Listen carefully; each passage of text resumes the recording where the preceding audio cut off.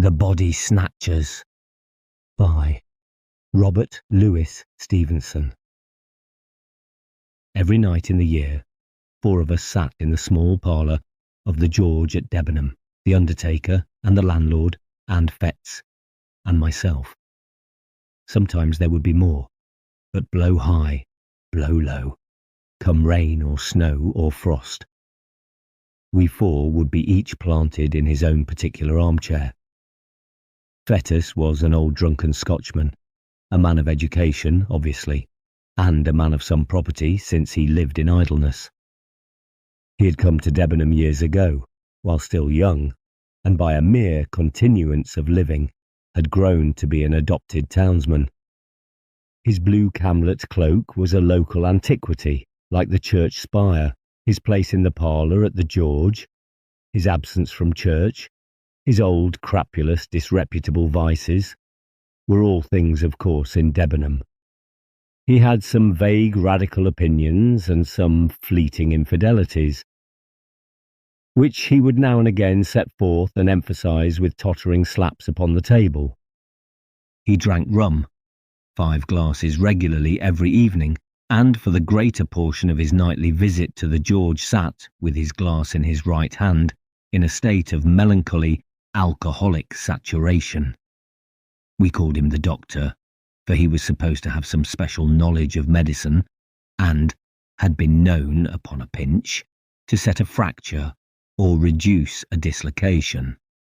But beyond these slight particulars, we had no knowledge of his character and antecedents. One dark winter night, it had struck 9 some time before the landlord joined us, there was a sick man in the George. A great neighbouring proprietor suddenly struck down with apoplexy on his way to Parliament, and the great man's still greater London doctor had been telegraphed to his bedside. It was the first time that such a thing had happened in Debenham, for the railway was but newly open, and we were all proportionately moved by the occurrence. "He's come," said the landlord, after he had filled and lighted his pipe. "He?" said I. "Who? Not the doctor?" "Himself," replied our host. "What is his name?" "Dr. MacFarlane," said the landlord.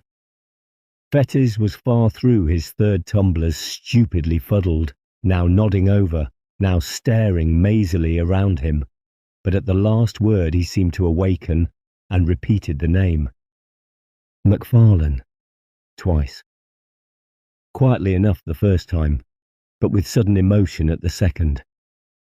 "Yes," said the landlord, "that's his name, Dr. Wolfe MacFarlane." Fettes became instantly sober, his eyes awoke, his voice became clear, loud and steady, his language forcible and earnest. We were all startled by the transformation, as if a man had risen from the dead. "I beg your pardon," he said. "I'm afraid I have not been paying much attention to your talk. Who is this Wolfe MacFarlane?" And then, when he had heard the landlord out, it cannot be," he added, "and yet I would like well to see him face to face." "Do you know him, doctor?" asked the undertaker with a gasp. "God forbid," was the reply, "and yet the name is a strange one. It were too much to fancy too. Tell me, landlord, is he old?" "Well," said the host, "he's not a young man to be sure, and his hair is white, but he looks younger than you. He is older though, years older, but," with a slap upon the table, "it's the rum you see in my face, rum and sin. This man perhaps may have an easy conscience and a good digestion. Conscience! Hear me speak. You would think I was some good old decent Christian, would you not? But no, not I. I never canted. Voltaire might have canted if he'd stood in my shoes. But the brains, with a rattling fillip on his bald head, the brains were clear and active, and I saw and made no deductions." "If you know this doctor," I ventured to remark, after a somewhat awful pause, I should gather that you do not share the landlord's good opinion." Fettes paid no regard to me. "Yes," he said with sudden decision. "I must see him face to face." There was another pause, and then a door was closed rather sharply on the first floor, and a step was heard upon the stair. "That's the doctor," cried the landlord. "Look sharp, and you can catch him." It was but 2 steps from the small parlour to the door of the Old George Inn. The wide oak staircase landed almost in the street. There was room for a turkey rug, and nothing more between the threshold and the last round of the descent, but this little space was every evening brilliantly lit up, not only by the light upon the stair and the great signal lamp below the sign, but by the warm radiance of the bar-room window. The George thus brightly advertised itself to passers-by in the cold street. Fettes walked steadily to the spot, and we, who were hanging behind, beheld the 2 men meet, as one of them had phrased it, face to face. Dr. MacFarlane was alert and vigorous. His white hair set off his pale and placid, although energetic countenance. He was richly dressed in the finest of broadcloth and the whitest of linen, with a great gold watch chain and studs and spectacles of the same precious material. He wore a broad-folded tie, white and speckled with lilac, and he carried on his arm a comfortable driving coat of fur. There was no doubt but he became his years, breathing, as he did, of wealth and consideration, and it was a surprising contrast to see our parlour sot, bald, dirty, pimpled, and robed in his old camlet cloak, confront him at the bottom of the stairs. "MacFarlane," he said somewhat loudly, more like a herald than a friend. The great doctor pulled up short on the 4th step, as though the familiarity of the address surprised and somewhat shocked his dignity. "Toddy MacFarlane," repeated Fettes. The London man almost staggered. He stared for the swiftest of seconds at the man before him, glanced behind him with a sort of scare, and then in a startled whisper, "Fettes," he said. "You!" "Aye," said the other. "Me. Did you think I was dead too? We are not so easy shut of our acquaintance." "Hush, hush," exclaimed the doctor. "Hush, hush. This meeting is so unexpected. I can see you are unmanned. I hardly knew you, I confess at first, but I am overjoyed. Overjoyed to have this opportunity. For the present it must be how do you do and goodbye in one, for my fly is waiting and I must not fail the train, but you shall, let me see, yes, you shall give me your address, and you can count on early news of me. We must do something for you, Fettes. I fear you are out at elbows, but we must see to that for old Lang Syne, as once we sang at suppers." "Money," cried Fettes. "Money from you. The money that I had from you is lying where I cast it in the rain." Dr. MacFarlane had talked himself into some measure of superiority and confidence, but the uncommon energy of this refusal cast him back into his first confusion. A horrible, ugly look came and went across his almost venerable countenance. "My dear fellow," he said, "be it as you please. My last thought is to offend you. I would intrude on none. I will leave you my address, however." "I do not wish it. I do not wish to know the roof that shelters you," interrupted the other. "I heard your name. I feared it might be you. I wished to know if, after all, there were a God. I know now that there is none. Begone." He still stood in the middle of the rug, between the stair and doorway, and the great London physician, in order to escape, would be forced to step to one side. It was plain that he hesitated before the thought of this humiliation. White as he was, there was a dangerous glitter in his spectacles, but while he still paused uncertain, he became aware that the driver of his fly was peering in from the street at this unusual scene. and caught a glimpse at the same time of our little body from the parlour, huddled by the corner of the bar. The presence of so many witnesses decided him at once to flee. He crouched together, brushing on the wainscot, and made a dart like a serpent, striking for the door.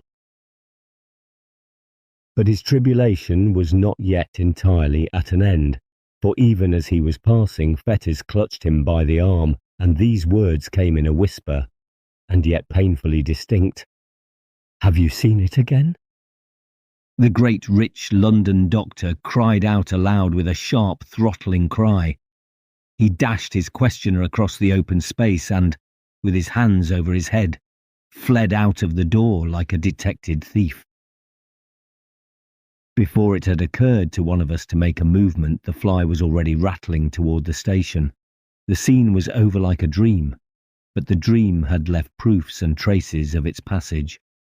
Next day the servant found the fine gold spectacles broken on the threshold, and that very night we were all standing, breathless, by the bar-room window, and Fetters at our side, sober, pale, and resolute in look. "God protect us, Mr. Fetters," said the landlord, coming first into possession of his customary senses. "What in the universe is all this? These are strange things you have been saying." Fetters turned toward us. He looked us each in succession in the face. "See if you can hold your tongues," said he. "That man MacFarlane is not safe to cross. Those that have done so already have repented it too late." And then, without so much as finishing his third glass, far less waiting for the other two, he bade us good-bye and went forth under the lamp of the hotel into the black night. We three turned to our places in the parlour with the big red fire and 4 clear candles, and as we recapitulated what had passed, the first chill of our surprise soon changed into a glow of curiosity. We sat late. It was the latest session I have known in the Old George. Each man, before we parted, had his theory that he was bound to prove, and none of us had any nearer business in this world than to track out the past of our condemned companion and surprise the secret that he shared with the great London doctor. It is no great boast, but I believe I was a better hand at worming out a story than either of my fellows at the George, and perhaps there is now no other man alive who could narrate to you the following foul and unnatural events. In his young days, Fetters studied medicine in the schools of Edinburgh. He had talent of a kind, the talent that picks up swiftly what it hears and readily retails it for its own. He worked little at home, but he was civil, attentive, and intelligent in the presence of his masters. They soon picked him out as a lad who listened closely and remembered well. Nay, strange as it seemed to me when I first heard it, he was in those days well favoured and pleased by his exterior. There was at that period a certain extramural teacher of anatomy whom I shall here designate by the letter K. His name was subsequently too well known. The man who bore it skulked through the streets of Edinburgh in disguise, while the mob that applauded at the execution of Burke called loudly for the blood of his employer. But Mr. K was then at the top of his vogue. He enjoyed a popularity due partly to his own talent and address, partly to the incapacity of his rival, the university professor. The students at least swore by his name, and Fetters believed himself, and was believed by others, to have laid the foundations of success when he had acquired the favour of this meteorically famous man. Mr. K was a bon vivant as well as an accomplished teacher. He liked a sly allusion no less than a careful preparation. In both capacities, Fetters enjoyed and deserved his notice, and by the second year of his attendance, he held the half-regular position of second demonstrator or sub-assistant in his class. In this capacity, the charge of the theatre and lecturerdom devolved in particular upon his shoulders. He had to answer for the cleanliness of the premises and the conduct of the other students, and it was a part of his duty to supply, receive, and divide the various subjects. It was with a view to this last, at that time very delicate, affair that he was lodged by Mr. K. in the same wind, and at last in the same building, with the dissecting room. Here, after a night of turbulent pleasures, his hands still tottering, his sight still misty and confused, he would be called out of bed in the black hours before the winter dawn by the unclean and desperate interlopers who supplied the table. He would open the door to these men, since infamous throughout the land. He would help them with their tragic burden, pay them their sordid price, and remain alone when they were gone, with the unfriendly relics of humanity. From such a scene he would return to snatch another hour or two of slumber to repair the abuses of the night and refresh himself for the labours of the day. Few lads could have been more insensible to the impressions of a life thus passed among the ensigns of mortality. His mind was closed against all general considerations. He was incapable of interest in the fate and fortunes of another, the slave of his own desires and low ambitions. Cold, light, and selfish in the last resort, he had that modicum of prudence, miscalled morality, which keeps a man from inconvenient drunkenness or punishable theft. He coveted, besides, a measure of consideration from his masters and his fellow pupils, and he had no desire to fail conspicuously in the external parts of life. Thus he made it his pleasure to gain some distinction in his studies, and day after day rendered unimpeachable eye service to his employer, Mr. K. For his day of work he indemnified himself by nights of roaring blackguardly enjoyment, and when that balance had been struck, the organ that he called his conscience declared itself content. The supply of subjects was a continual trouble to him as well as to his master. In that large and busy class, the raw material of the anatomist kept perpetually running out, and the business thus rendered necessary was not only unpleasant in itself, but threatened dangerous consequences to all who were concerned. It was the policy of Mr. K to ask no questions in his dealings with the trade. "They bring the body and we pay the price," he used to say, dwelling on the alliteration, quid pro quo. And again, and somewhat profanely, "Ask no questions," he would tell his assistants, "for conscience sake." There was no understanding that the subjects were provided by the crime of murder.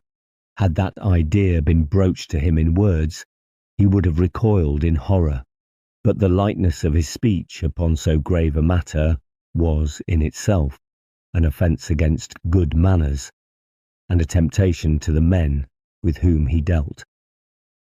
Fetus, for instance, had often remarked to himself upon the singular freshness of the bodies.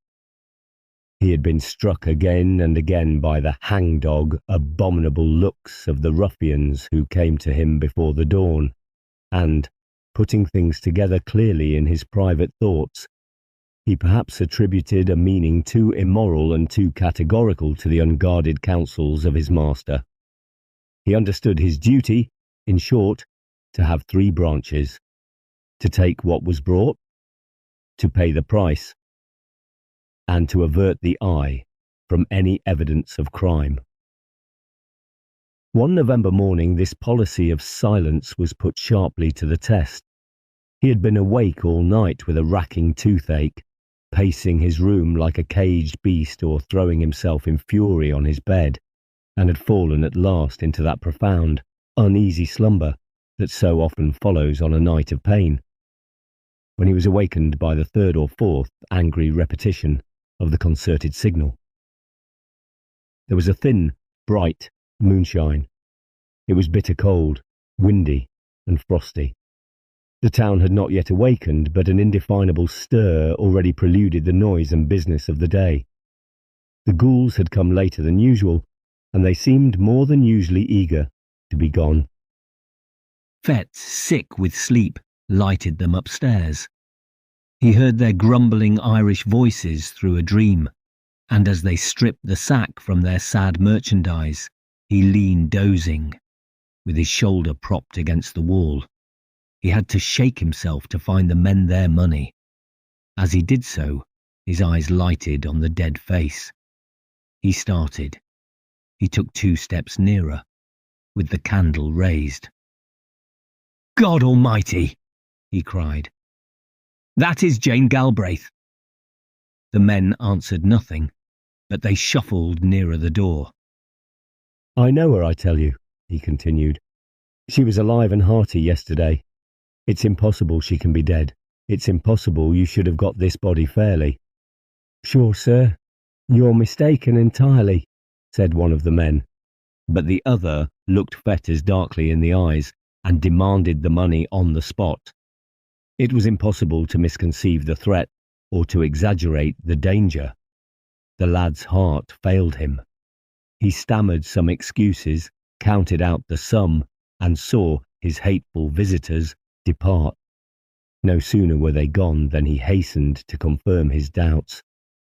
By a dozen unquestionable marks, he identified the girl he had jested with the day before. He saw with horror marks upon her body that might well betoken violence. A panic seized him, and he took refuge in his room. There he reflected at length over the discovery that he had made, considered soberly the bearing of Mr. K, his instructions, and the danger to himself of interference in so serious a business, and at last, in sore perplexity, determined to wait for the advice of his immediate superior, the class assistant. This was a young doctor, Wolfe MacFarlane, a high favourite among all the reckless students, clever, dissipated, and unscrupulous to the last degree. He had travelled and studied abroad. His manners were agreeable and a little forward. He was an authority on the stage, skilful on the ice or the links with skate or golf club. He dressed with nice audacity, and, to put the finishing touch upon his glory, he kept a gig and a strong trotting horse. With Fetz he was on terms of intimacy. Indeed, their relative positions called for some community of life. And when subjects were scarce, the pair would drive far into the country in MacFarlane's gig, visit and desecrate some lonely graveyard, and return before dawn with their booty to the door of the dissecting room. On that particular morning, MacFarlane arrived somewhat earlier than his wont. Fetters heard him and met him on the stairs, told him his story, and showed him the cause of his alarm. MacFarlane examined the marks on her body. "Yes," he said with a nod. "It looks fishy." "Well, what should I do?" asked Fetz. "Do," repeated the other. "Do you want to do anything?" "Least said, soonest mended, I should say." "Someone else might recognise her," objected Fetz. "She was as well known as the Castle Rock." "We'll hope not," said MacFarlane. "And if anybody does, well, you didn't, don't you see? And there's an end. The fact is, this has been going on too long. Stir up the mud and you'll get Kay into the most unholy trouble. You'll be in a shocking box yourself. So will I, if you come to that. I should like to know how any one of us would look, or what the devil we should have to say for ourselves in any Christian witness box. For me, you know there's one thing certain, that, practically speaking, all our subjects have been murdered." "MacFarlane!" cried Fetters. "Come now," sneered the other, "as if you hadn't suspected it yourself." "Suspecting is one thing, and proof another. Yes, I know, and I'm as sorry as you are this should have come here," tapping the body with his cane. "The next best thing for me is not to recognise it. And," he added coolly, "I don't. You may, if you please. I don't dictate, but I think a man of the world would do as I do, and I may add, I fancy that is what Kay would look for at our hands. The question is, why did he choose us two for his assistants? And I answer, because he didn't want old wives. This was the tone of all others to affect the mind of a lad like Fetz. He agreed to imitate MacFarlane. The body of the unfortunate girl was duly dissected, and no one remarked or appeared to recognize her. One afternoon, when his day's work was over, Fetters dropped into a popular tavern and found MacFarlane sitting with a stranger. This was a small man, very pale and dark, with coal-black eyes. The cut of his features gave a promise of intellect and refinement which was but feebly realized in his manners, for he proved, upon a nearer acquaintance, coarse, vulgar, and stupid. He exercised, however, a very remarkable control over MacFarlane, issued orders like the great Bashaw, became inflamed at the least discussion or delay, and commented rudely on the civility with which he was obeyed. This most offensive person took a fancy to Fetz on the spot, plied him with drinks, and honoured him with unusual confidences on his past career. If a tenth part of what he confessed were true, he was a very loathsome rogue, and the lad's vanity was tickled by the attention of so experienced a man. "I'm a pretty bad fellow myself," the stranger remarked. "But MacFarlane is the boy, and Toddy MacFarlane I call him. Toddy, order your friend another glass. Or it might be, "Toddy, you jump up and shut the door." "Toddy hates me," he said again. "Oh yes, Toddy, you do." "Don't you call me that confounded name," growled MacFarlane. "Hear him! Did you ever see the lads play knife? He would like to do that all over my body," remarked the stranger. "We medicals have a better way than that," said Fett. "When we dislike a dead friend of ours, we dissect him." MacFarlane looked up sharply as though this jest was scarcely to his mind. The afternoon passed. Gray, for that was the stranger's name, invited Fetz to join them at dinner, ordered a feast so sumptuous that the tavern was thrown in commotion, and when all was done commanded MacFarlane to settle the bill. It was late before they separated. The man Gray was incapably drunk. MacFarlane, sobered by his fury, chewed the cud of the money he had been forced to squander and the slights he had been obliged to swallow. Fetz, with various liquors singing in his head, returned home with devious footsteps and a mind entirely in abeyance. Next day MacFarlane was absent from the class, and Fetz smiled to himself as he imagined him still squiring the intolerable Gray from tavern to tavern. As soon as the hour of liberty had struck, he posted from place to place in quest of his last night's companions. He could find them, however, nowhere, so returned early to his rooms, went early to bed, and slept the sleep of the just. At 4 a.m, he was awakened by the well-known signal. Descending to the door, he was filled with astonishment to find MacFarlane with his gig, and in the gig one of those long and ghastly packages with which he was so well acquainted. "What?" he cried. "Have you been out alone? How did you manage?" But MacFarlane silenced him roughly, bidding him turn to business. When they had got the body upstairs and laid it on the table, MacFarlane made at first as if he were going away. Then he paused and seemed to hesitate, and then, "You had better look at the face," said he, in tones of some constraint. "You had better," he repeated, as Fettes only stared at him in wonder. "But where? And how? And when did you come by it?" cried the other. "Look at the face," was the only answer. Fettes was staggered. Strange doubts assailed him. He looked from the young doctor to the body, and then back again. At last, with a start, he did as he was bidden. He had almost expected the sight that met his eyes, and yet the shock was cruel. To see, fixed in the rigidity of death and naked on that coarse layer of sackcloth, the man whom he had left well clad and full of meat and sin upon the threshold of a tavern, awoke, even in the thoughtless fetters, some of the terrors of the conscience. It was a crass tibi which re-echoed in his soul that two whom he had known should have come to lie upon these icy tables, yet these were only secondary thoughts.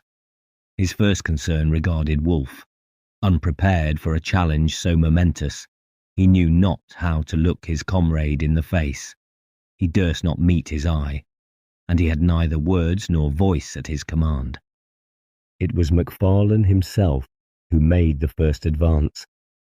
He came up quietly behind and laid his hand gently but firmly on the other's shoulder. "Richardson," said he, "may have the head." Now Richardson was a student who had long been anxious for that portion of the human subject to dissect. There was no answer, and the murderer resumed, "Talking of business, you must pay me. Your accounts, you see, must tally." Fett found a voice, the ghost of his own. "Pay you!" he cried. "Pay you for that!" "Why, yes, of course you must. By all means, and on every possible account you must," returned the other. "I dare not give it for nothing. You dare not take it for nothing. It would compromise us both. This is another case like Jane Galbraith's. The more things are wrong, the more we must act as if all were right. Where does old K keep his money?" "There," answered Fetz hoarsely, pointing to a cupboard in the corner. "Give me the key, then," said the other calmly, holding out his hand. There was an instant's hesitation, and the die was cast.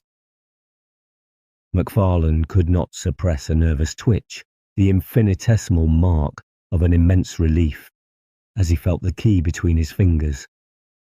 He opened the cupboard, brought out pen and ink and a paper book that stood in one compartment, and separated from the funds in a drawer a sum suitable to the occasion. "Now look here," he said. "There is the payment made. First proof of your good faith, first step to your security. You have now to clinch it by a second. Enter the payment in your book, and then you, for your part, may defy the devil." The next few seconds were for Fetz an agony of thought, but in balancing his terrors it was the most immediate that triumphed. Any future difficulty seemed almost welcome if he could avoid a present quarrel with MacFarlane. He set down the candle which he had been carrying all this time, and with a steady hand entered the date, the nature, and the amount of the transaction. "And now," said MacFarlane, "it's only fair that you should pocket the lucre. I've had my share already. By the by, when a man of the world falls into a bit of luck, has a few shillings extra in his pocket. I'm ashamed to speak of it, but there's a rule of conduct in the case. No treating, no purchase of expensive class books, no squaring of old debts. Borrow, don't lend." "MacFarlane," began Fetz, still somewhat hoarsely, "I have put my neck in a halter to oblige you." "To oblige me?" cried Wolfe. "Oh, come, you did, as near as I can see the matter, what you downright had to do in self-defence. Suppose I got into trouble, where would you be?" "This second little matter flows clearly from the first. Mr. Gray is the continuation of Miss Galbraith. You can't begin and then stop. If you begin, you must keep on beginning. That's the truth. No rest for the wicked." A horrible sense of blackness and the treachery of fate seized hold upon the soul of the unhappy student. "My God!" he cried. "But what have I done? And when did I begin? To be made a class assistant? In the name of reason. Where's the harm in that? Service wanted the position. Service might have got it. Would he have been where I'm now?" "My dear fellow," said MacFarlane, "what a boy you are. What harm has come to you? What harm can come to you if you hold your tongue? Why, man, do you know what this life is? There are two squads of us, the lions and the lambs. If you're a lamb, you'll come to lie upon these tables like Gray or Jane Galbraith. If you're a lion, you'll live and drive a horse like me, like Kay, like all the world with any wit or courage. You're staggered at the first. But look at Cato. My dear fellow, you're clever, you have pluck, I like you, and Kay likes you.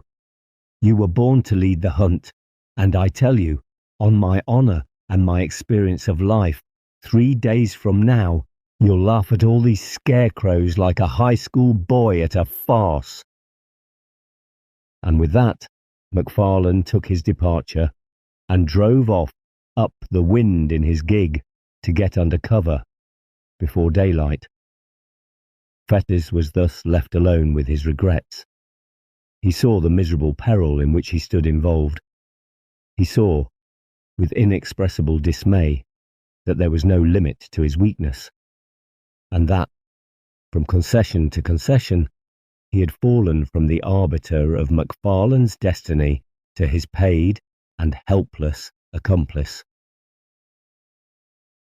He would have given the world to have been a little braver at the time, but it did not occur to him that he might still be brave. The secret of Jane Galbraith and the cursed entry in the daybook closed his mouth.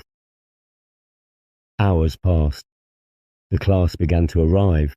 The members of the unhappy Grey were dealt out to one and to another, and received without remark. Richardson was made happy with the head, and before the hour of freedom rang, Fettes trembled with exultation to perceive how far they had already gone towards safety. For 2 days he continued to watch with increasing joy the dreadful process of disguise. On the third day MacFarlane made his appearance. He had been ill, he said, but he made up for lost time by the energy with which he directed the students. To Richardson in particular he extended the most valuable assistance and advice, and that student, encouraged by the praise of the demonstrator, burned high with ambitious hopes, and saw the medal already in his grasp. Before the week was out, MacFarlane's prophecy had been fulfilled. Fettes had outlived his terrors and had forgotten his baseness. He began to plume himself upon his courage, and had so arranged the story in his mind that he could look back on these events with an unhealthy pride. Of his accomplice, he saw but little. They met, of course, in the business of the class. They received their orders together from Mr. K. At times they had a word or two in private, and MacFarlane was from first to last particularly kind and jovial. But it was plain that he avoided any reference to their common secret, and even when Fettes whispered to him that he had cast in his lot with the lions and forsworn the lambs, he only signed to him smilingly to hold his peace. At length an occasion arose which threw the pair once more into a closer union. Mr. K. was again short of subjects. Pupils were eager, and it was a part of this teacher's pretensions to be always well supplied. At the same time there came the news of a burial in the rustic graveyard of Glencorse. Time has little changed the place in question. It stood then, as now, upon a crossroad, out of call of human habitations, and buried fathoms deep in the foliage of 6 cedar trees. The cries of the sheep upon the neighbouring hills, the streamlets upon either hand, one loudly singing among pebbles, the other dripping furtively from pond to pond, the stir of the wind in mountainous old flowering chestnuts, and once in 7 days the voice of the bell and the old tunes of the precentor were the only sounds that disturbed the silence around the rural church.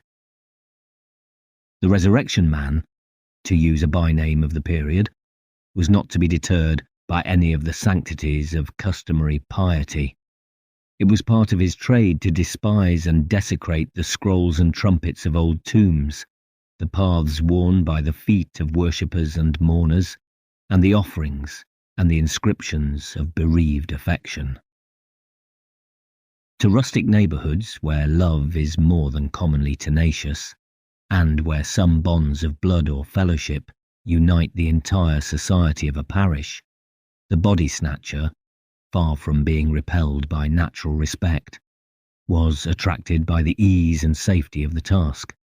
To bodies that had been laid in earth, in joyful expectation of a far different awakening, there came that hasty, lamplit, terror-haunted resurrection of the spade and mattock.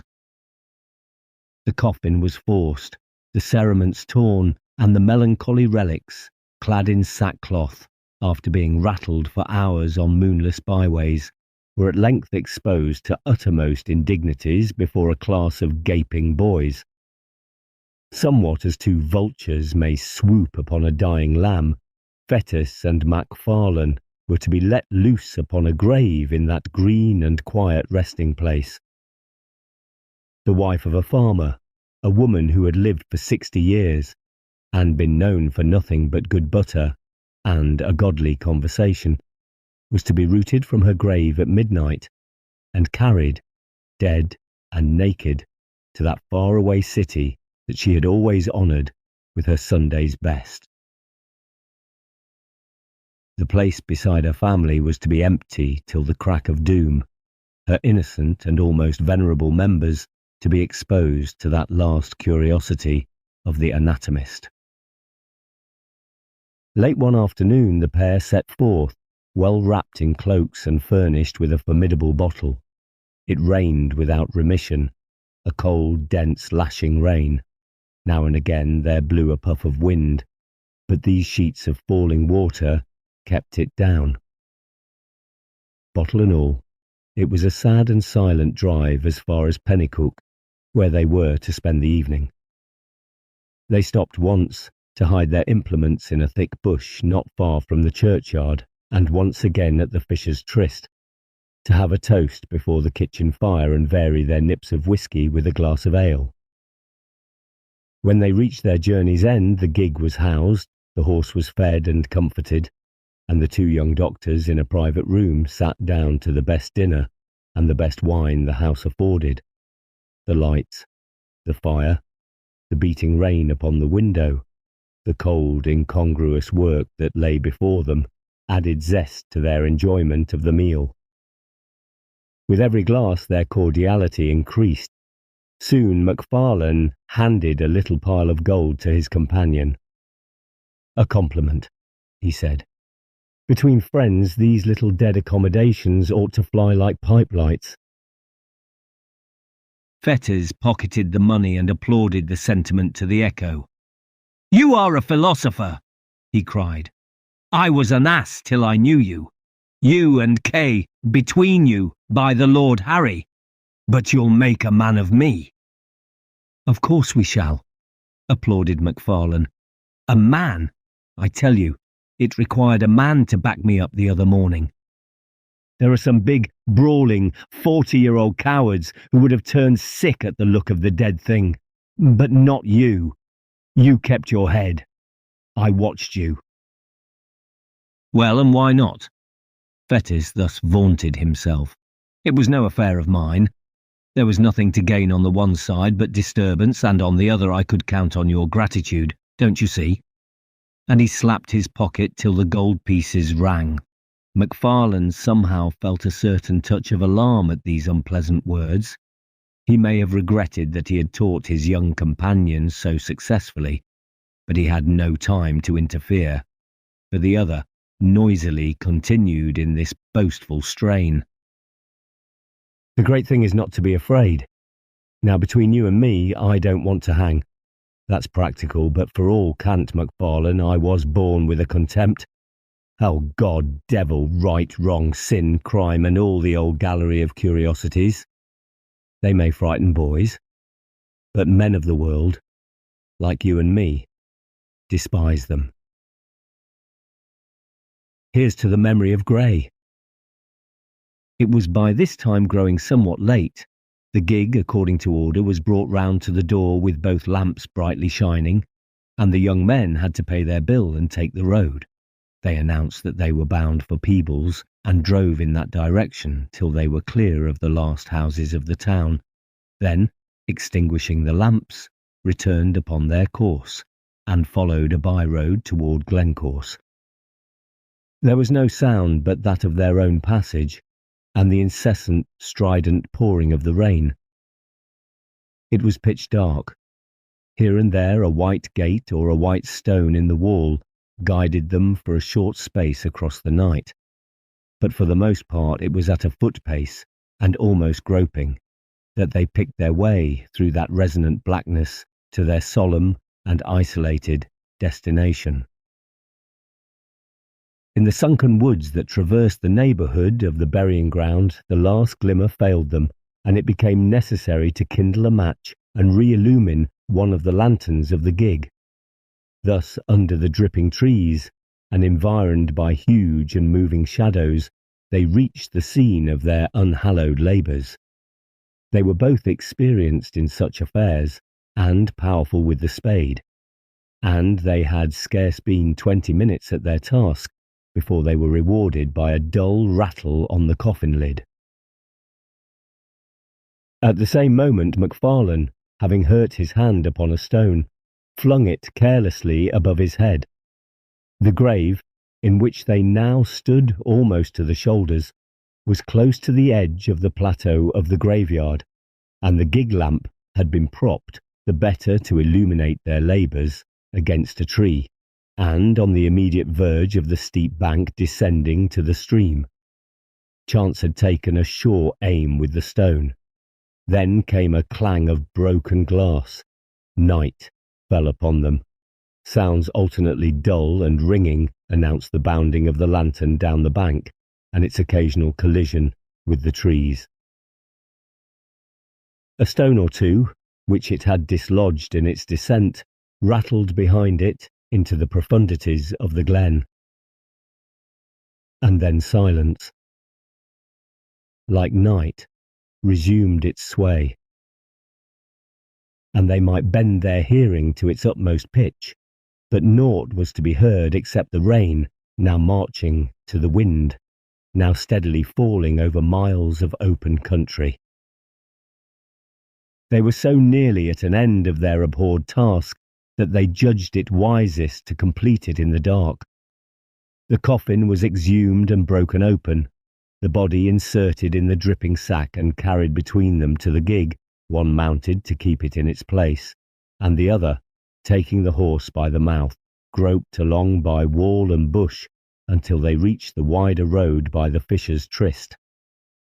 Here was a faint, diffused radiancy, which they hailed like daylight. By that they pushed the horse to a good pace and began to rattle along merrily in the direction of the town. They had both been wetted to the skin during their operations, and now, as the gig jumped among the deep ruts, the thing that stood propped between them fell now upon one, and now upon the other. At every repetition of the horrid contact, each instinctively repelled it with the greater haste, and the process, natural although it was, began to tell upon the nerves of the companions. MacFarlane made some ill-favoured jest about the farmer's wife, but it came hollowly from his lips and was allowed to drop in silence.